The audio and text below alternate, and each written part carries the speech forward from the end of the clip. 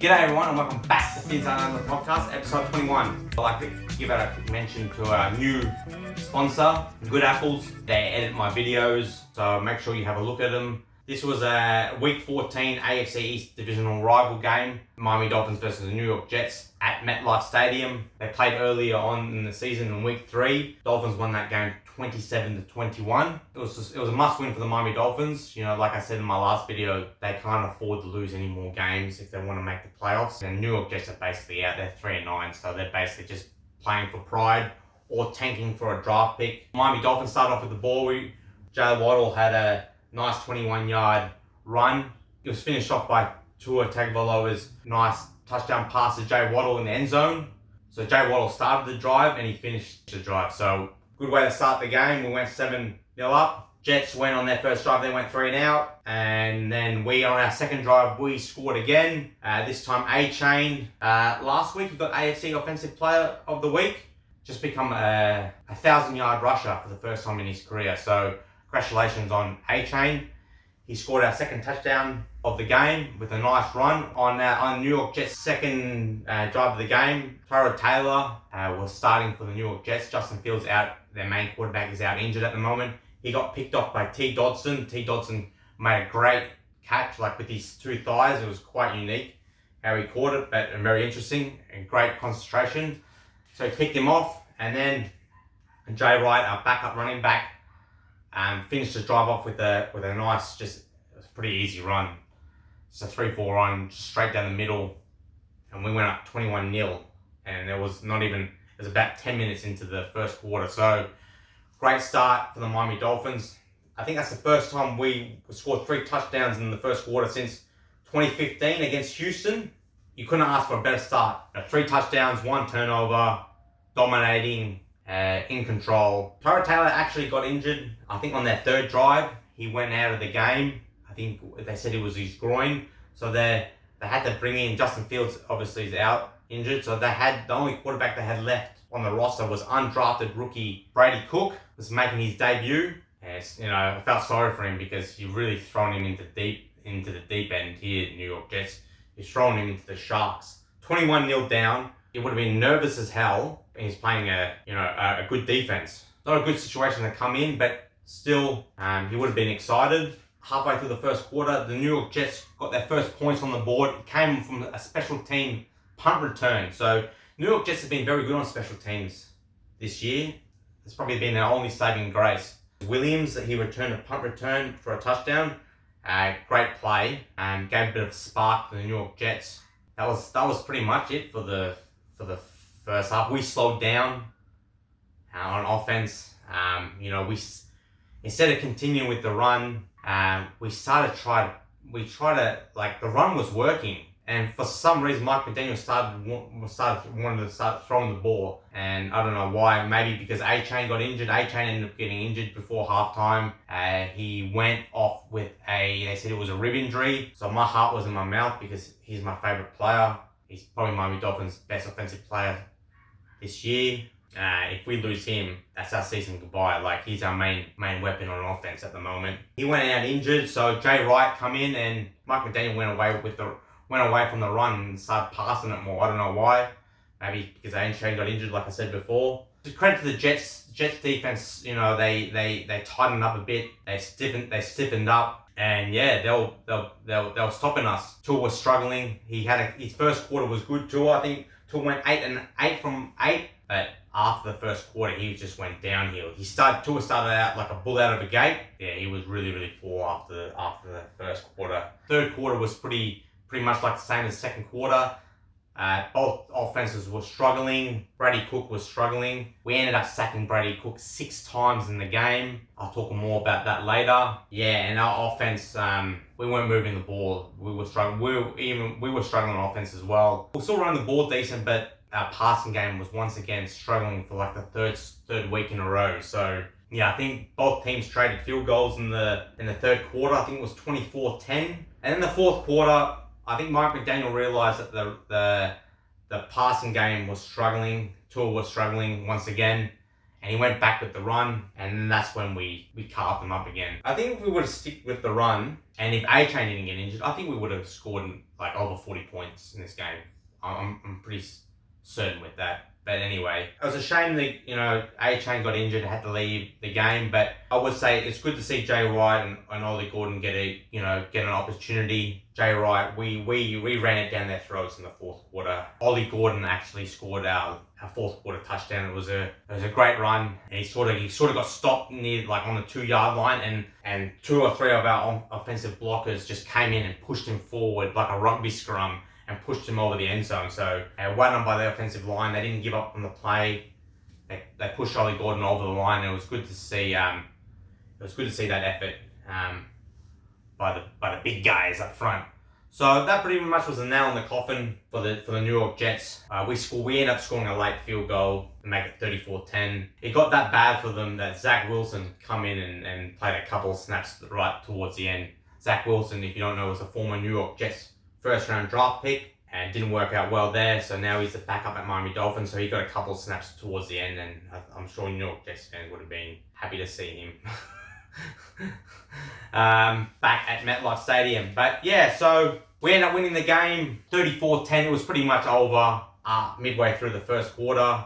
Reports after the game said A-Chain could have come back in the game. The Dolphins were up that big, and it was pretty comfortable that they wanted to rest him up for we got a hard schedule. We got a hard game next week against the Steelers, so they just decided to rest him up and just play it safe and give Jay Wright and Ollie Gordon a bit of game time. So it was a comfortable win. Lately, the Dolphins against the Saints and the Commanders, we've played to our opposition. Not this time. This time we played our game for most of the game, especially the first and fourth quarter. I think we're a running team now, especially with our blockers are really good at run blocking, not so much pass blocking. Two are struggling, so I think we're a run first team now. And on the other side of the ball, our defense is playing not only making stops but creating turnovers. I think we've got the most turnovers out of all the NFL teams in the last 3 games. I think we got nearly over 10 turnovers in the last 3-4 games. So our defense has really turned it on in the second half of the season. Anthony Weaver, I put my hand up. I like to apologize to Anthony Weaver. I wanted him gone after the first half of the season. First half of the season, we couldn't even stop a nosebleed. Now defense just looks unrecognizable. Amazing turnaround by our defense. So that's why we won 4 games in a row. We're running the ball well. We realize we're not a passing team anymore. We're a run-first team, and we're playing good defense and getting turnovers, and that's contributed to our 4-game winning streak. So let me read you the stats.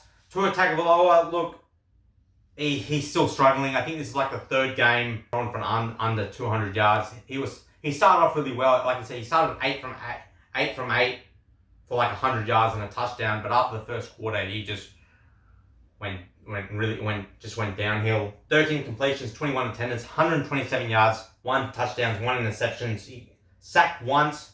So offensive line was good. They protected him pretty well. They only give up 1 sack, and rating was 94.7. So at least he didn't turn the ball over, but there was some throws he could have been intercepted 2-3 times. New York Jets is that bad defensively. They couldn't catch a cold on offense or defense. That catching is so bad. So that's why New York Jets have 0 interceptions on the season. So they could have had 2 or 3 against Tua. He threw some really bad throws in this game, but at least it was better than last week. That's all I can say.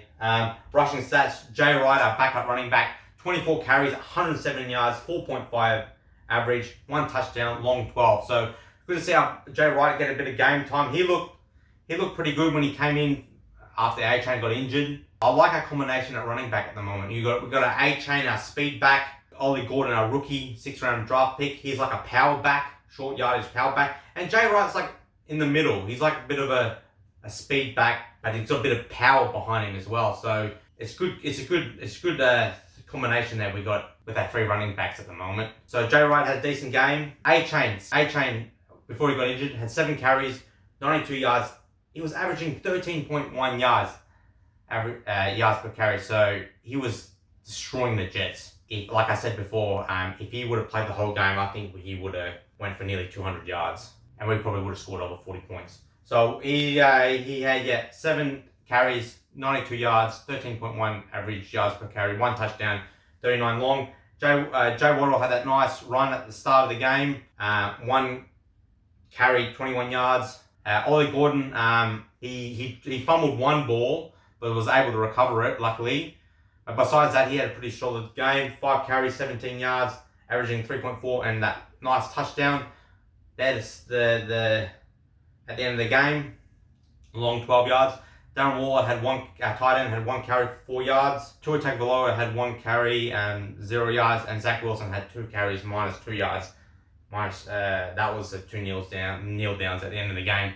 Receiving stats: Jay Waddle was our best receiver on the day. He had 5 receptions, 50 yards, averaging 10, 1 touchdown in the first quarter, long 24 here, and he was targeted 7 times. So he had a decent game. He was our most targeted receiver. Greg Dulcich, he's coming along really good. Our tight end, I think we got from the New York Jets practice squad. He looked pretty good. He had 3 receptions, 41 yards, 13.7 yards averaging per catch, and 3 targets. Darren Waller was quiet, our number 1 tight end. He was quiet this game. He only had 1 receiving catch for 13 yards. He had 3 targets. A-Chain had 1 reception for 13 yards, 1 target. And Washington had 3 receptions, 10 yards. He was targeted 4 times. And Jay Wright had 0 receptions, 0 yards.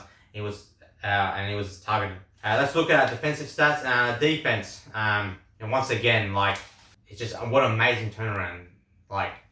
From where they were at the start of the season to now I just gotta praise Anthony Weaver. What a turnaround this defense.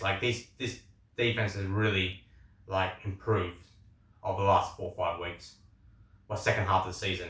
So defensive stats: Malo Fonwu, he had 3 tackles, 1 sack. Zach Sealer had a great game out, probably his best game so far for us. 3 tackles, 1 assist, 2.5 sacks. It's good that Sealer's starting to get hot now towards the second half of the season. He had a slow start first half of the season, but now he's got a few sacks. T. Dotson, linebacker, had a good game with that great interception in the first half. 2 tackles, 1 assist, that 1 interception. E. Bonner, our backup cornerback, he made a great interception towards the end of the game when the Jets were trying to score a late touchdown in garbage time. He had a 1-handed interception grab, so use of athleticism and concentration and technique. So great grab interception there by E. Bonner. That would give him a bit of confidence. He had 2 tackles, 1 assist, 1 interception. Willie Gay Jr., our backup linebacker, got a bit of game time towards the end. He had 2 tackles, 1 assist, 1 sack. Chop Robinson, similar to Zach Sealer, he had a slow start beginning of the season. He's starting to heat up now in the second part of the season. He had 1 tackle, 1 sack, and 1 forced fumble. So it's good. He's starting to heat up as well. Douglas, this guy's been amazing. I think he's been our best. He's been one of our best defensive players this season, especially over the last 2-3 weeks. This guy, he had an interception last week and he had another interception this week. He's just a really good, experienced cornerback. He had 3 or 4 pass breakups in this game. He had 2 tackles and he had that 1 interception. And Chubby Boy, Bradley Chubb, I thought he would he's actually stepped up since Jalen Phillips went to the Eagles. He had 2 tackles and half a sack. So we had 6 sacks on the day. We feasted on poor Brady Cook, who I think will have nightmares of his first NFL start. Anyway, that wraps up the game against the New York Jets. Last season we went 1-1 with them. This year we went 2-0. And I believe Tua is still undefeated against the Jets. I think he's 8-0. We'll look to our next game. We've got the Pittsburgh Steelers. This is crunch time now. This is going to be hard. So we're versing the Steelers. They've probably got one of the oldest, experienced teams in the NFL. They got Aaron Rodgers. He's still a good quarterback, even though he's 41, 42 years old. But he usually plays well against the Dolphins. Jalen Ramsey, their cornerback, used to be a Dolphin. He'll probably man mark Waddle. So that'll be an interesting matchup to look for. They also got Jonnu Smith, a former Dolphins tight end. They got a good defense as well. They got JJ Watt. It's going to be a Monday night game. It's going to be cold and it's an away game. Anyway, I hope you enjoyed this video. Thank you for watching. Make sure you like and subscribe and comment to this channel. And I'll see you next time. And as always, fins up.